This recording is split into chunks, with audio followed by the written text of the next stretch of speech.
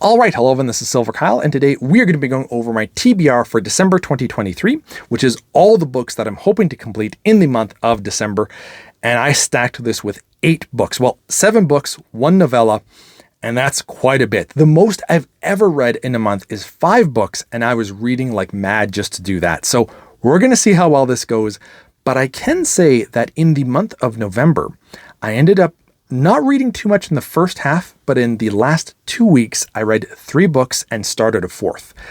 And it's basically just starting a simple schedule of 100 pages a day. And if I don't read 100 pages, let's say I read 60 pages on Monday, then on Tuesday, I have to read 140 pages. Now, it is a little bit harder to do that and keep up with it during the week, but on the weekend, I'm usually able to catch up, and it's been serving me well. It's also creating a habit, which is so much, whatever you want to do in life, as simple as it might be, is just to read books. Form a habit around that, and it's the easiest thing to keep up with. When I'm done work, I want to go read. And it's so much easier for me to just be like, okay, I'm done work. I'm going to grab the book and read 100 pages, and then I'll stop. And then sometimes I keep going.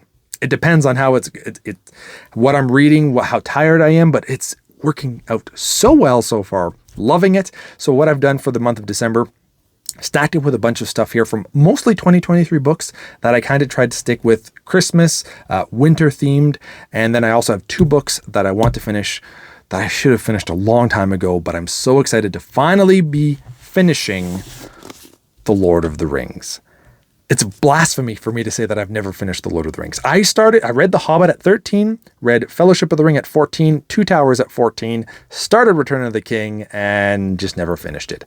I couldn't appreciate the writing back then. There wasn't enough action. It was just a little bit over my head. I grasped quite a bit of it, and I understood. I enjoyed the world, but I wanted action. Now as an adult, the less action, the better, unless it's done really well. I'm okay with it. Would I still like a little bit more action than Tolkien provides? Probably, but not to the detriment of everything else that he does. When I reread Fellowship of the Ring last year, which I will be doing a review of this month, I read it about last year around this time, so it's been a year, but I still remember everything. So I'm going to be reviewing all of The Lord of the Rings this month, and I can't wait to finally finish this. So this one I've already read when I was 14, but I'm rereading everything. So, and I have restarted it as well. This is the 4th book that I started in November, and then I will be finishing it with Return of the King.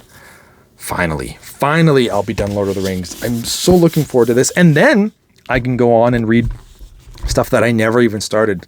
Like, I'm thinking that I might do 1 or 2 extra Tolkien books per year, depending on how well it goes.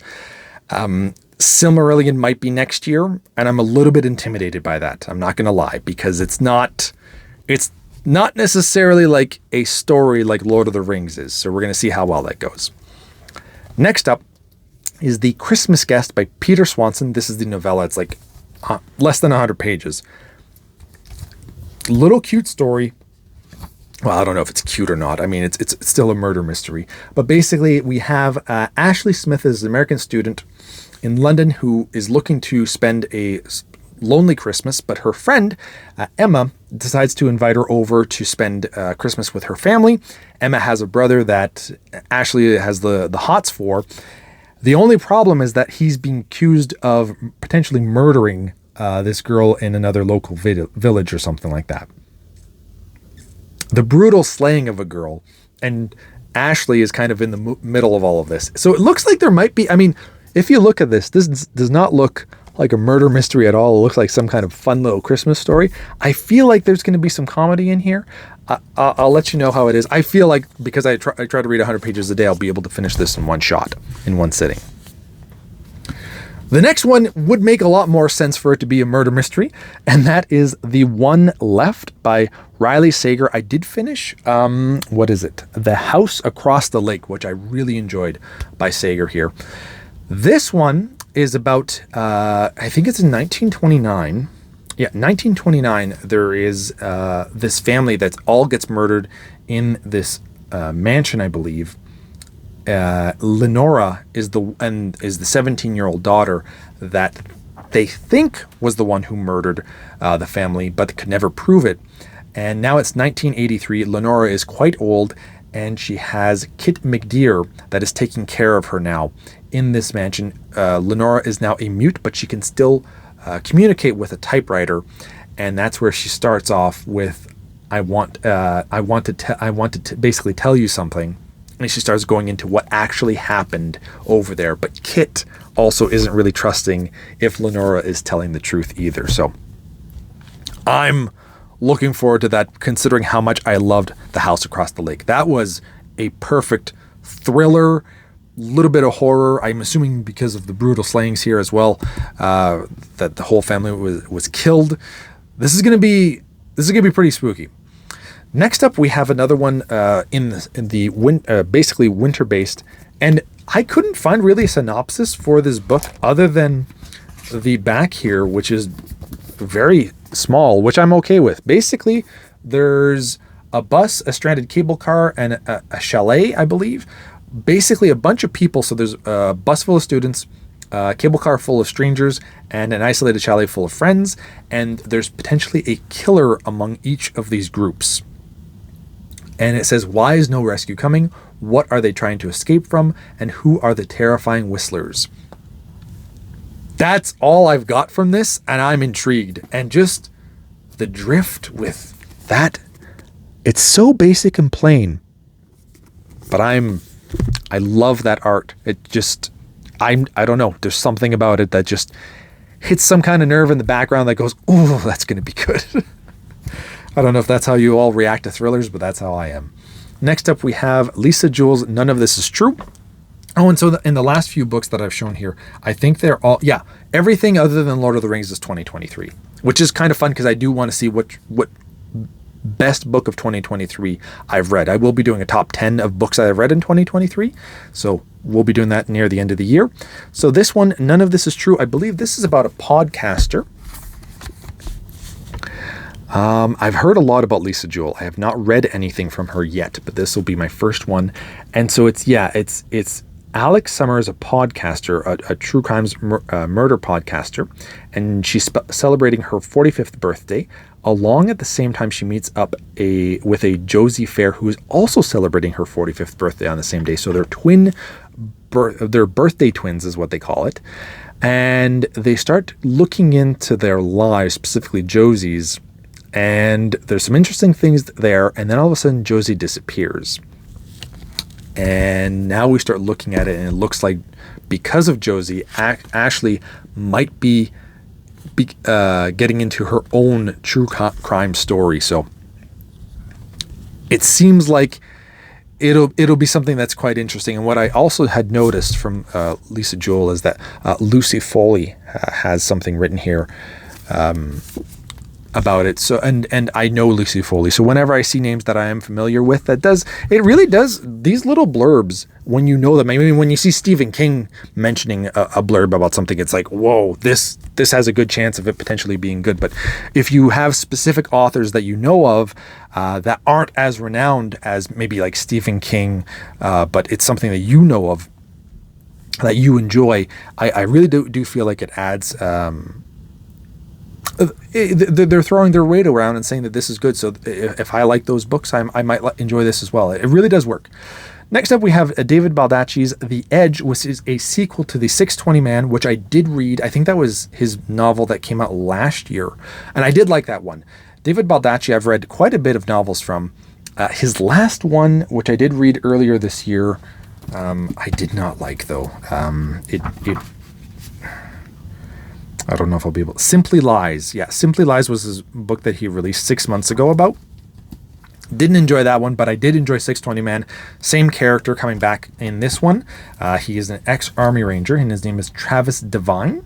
And basically what happens is that there's a CIA operative that is murdered, and she had government officials on her at the time that could potentially, become a problem for the U.S. government. So he's looking into this, and he has to go to this small town and meet a bunch of characters there, and he doesn't know who to trust. So this could be kind of fun, and because that I liked 620 Man, I'm hoping that it's more so the Baldacci that I do really enjoy.